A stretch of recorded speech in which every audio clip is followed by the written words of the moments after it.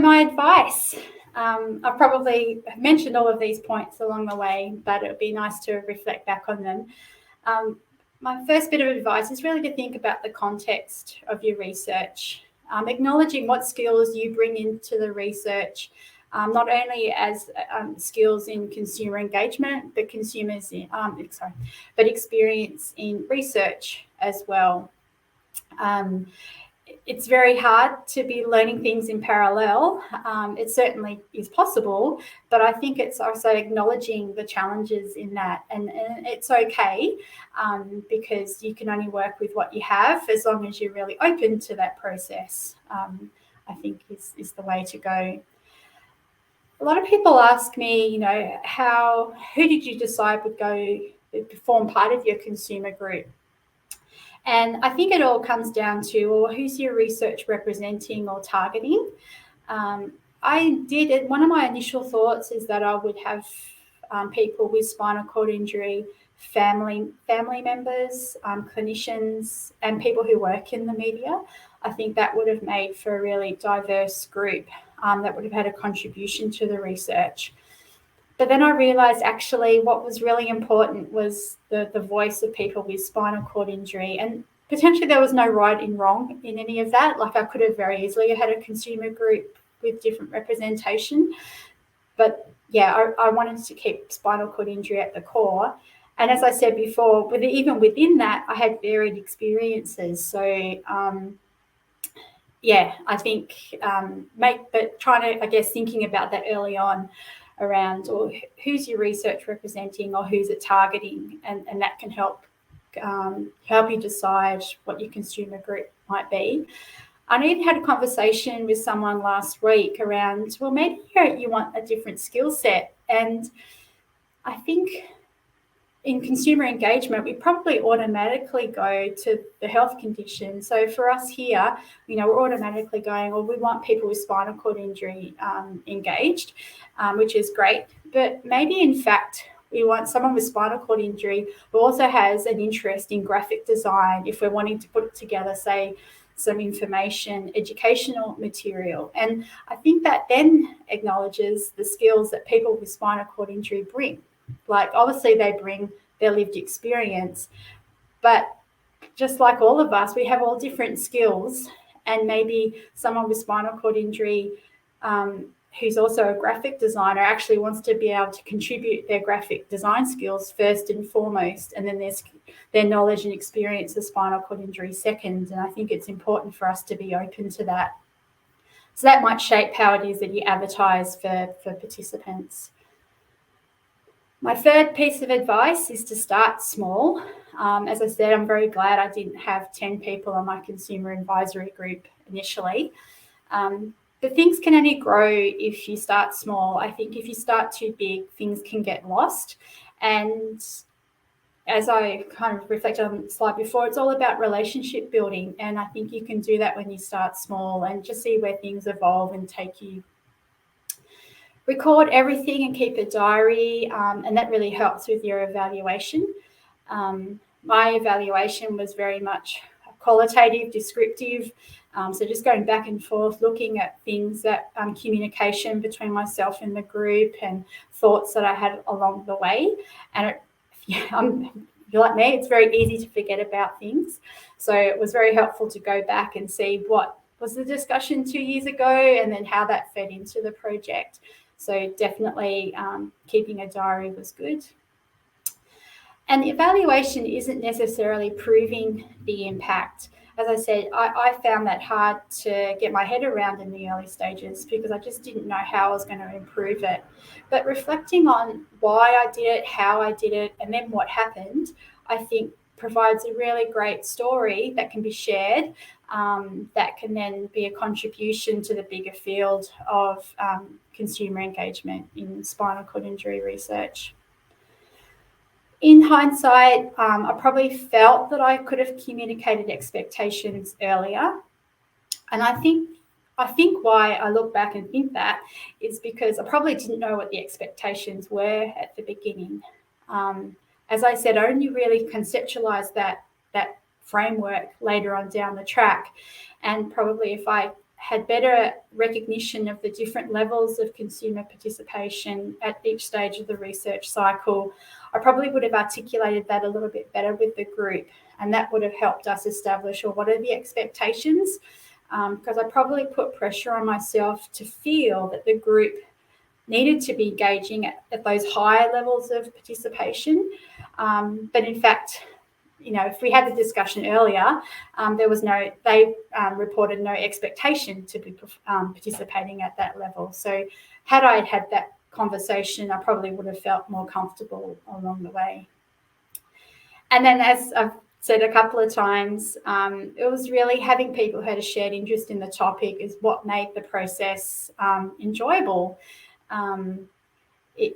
As a researcher, you can sometimes feel you're working a lot in isolation, but I think to share this experience with a group of people has been really valuable, with or without COVID. I think it's been just wonderful. So, and I think as well, some people roll their eyes a little bit at consumer engagement, thinking it's going to be a real chore.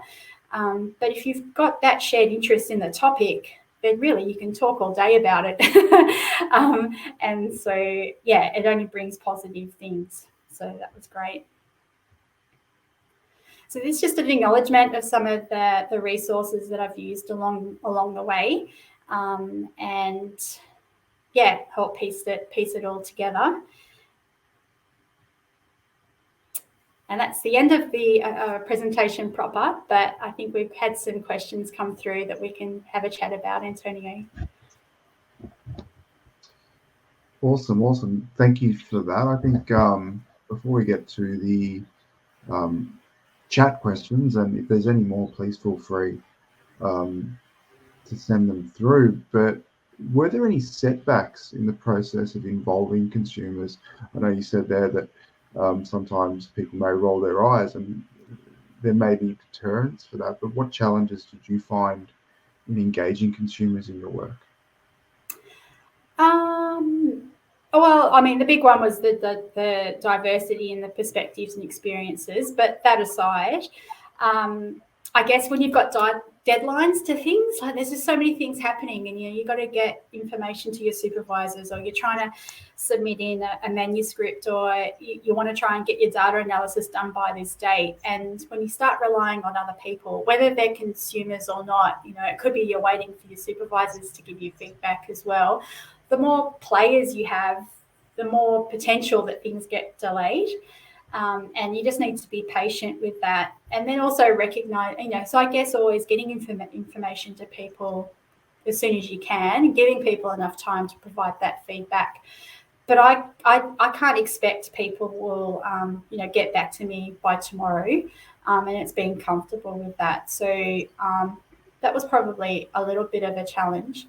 But I probably forgot to mention, with one of the benefits is that when COVID happened and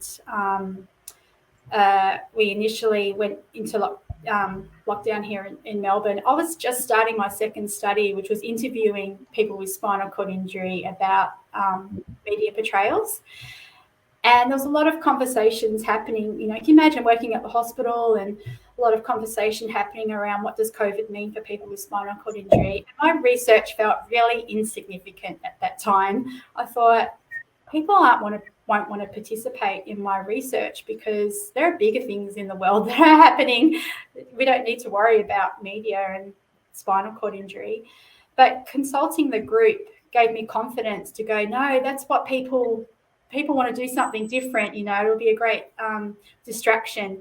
And if I hadn't had that backing, that project would potentially have been delayed, which would have snowballed into delay of my thesis. So that was another unexpected consequence or benefit of having the consumers involved. You mentioned your, experience as a clinician. Do you feel that influenced your ability to recruit people, either as participants or as consumers as well? Yeah, I think so. As I knew all bar one before the before the PhD, And because of that familiarity, and I think, they've all said, potentially if they didn't know me, maybe they wouldn't have been involved. It certainly helped to build that rapport. But I know that's not going to be privileged by everyone. Not everyone goes into research being a clinician beforehand.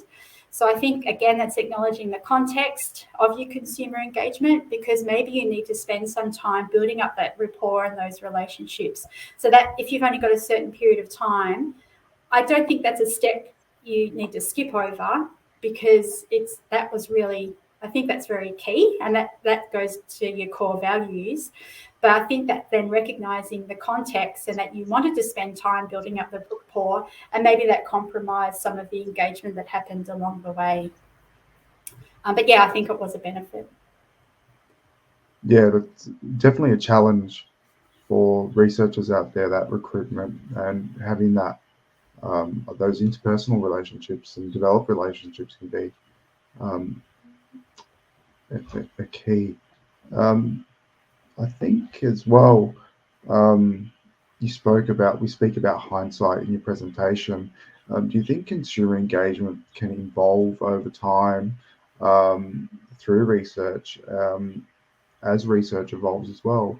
And do you think, I guess, tacking onto that, as your evolution as a researcher evolves, do you think you yourself personally would evolve in your approach to consumer engagement?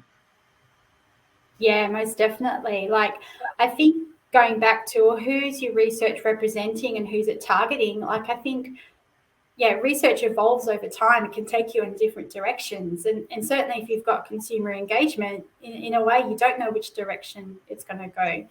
And so for me now, if I have the opportunity to continue in my research, I definitely want to engage journalists and people who work in media. So they become my next group. And it's not that how wonderful I can, bring along the consumers that have engaged with me at this point, and then we introduce some new members and new perspectives. And I think that is a really exciting way that you can approach research, that you end up bringing up in this team of people as different research questions kind of arise. And that's why I think it's important to start small, because if you start too big, it really becomes a bit cramped, and you don't have that opportunity to bring in different people. And so what's the second part to your question then? No, just for you personally, you speak about hindsight, the Yes. evolution yourself as a researcher, especially an early career researcher like yourself. Yes, yeah. I think, well, as I said, in hindsight now, I have this confidence to go, oh, this is how it all fits together. And I feel confident with the lack of skills that I had, but now acknowledging, well, I've got better skills. So as I evolve, then I can maybe, the engagement experience can be different. Most definitely it can change, but it's only really experience that can do that. So, it's been a great opportunity. Before we go to the chat questions, I just want to highlight a point there. You mentioned speaking to journalists, and that's something that I think is really important in consumer engagement. And I sort of touched on it in the second webinar, of really identifying and defining who consumers are, and who has the ability, I guess, for any researchers out there, who has the ability to implement the change. And obviously, people with spinal cord injuries are important to provide the perspective of the impact, but sometimes the change occurs with different consumers.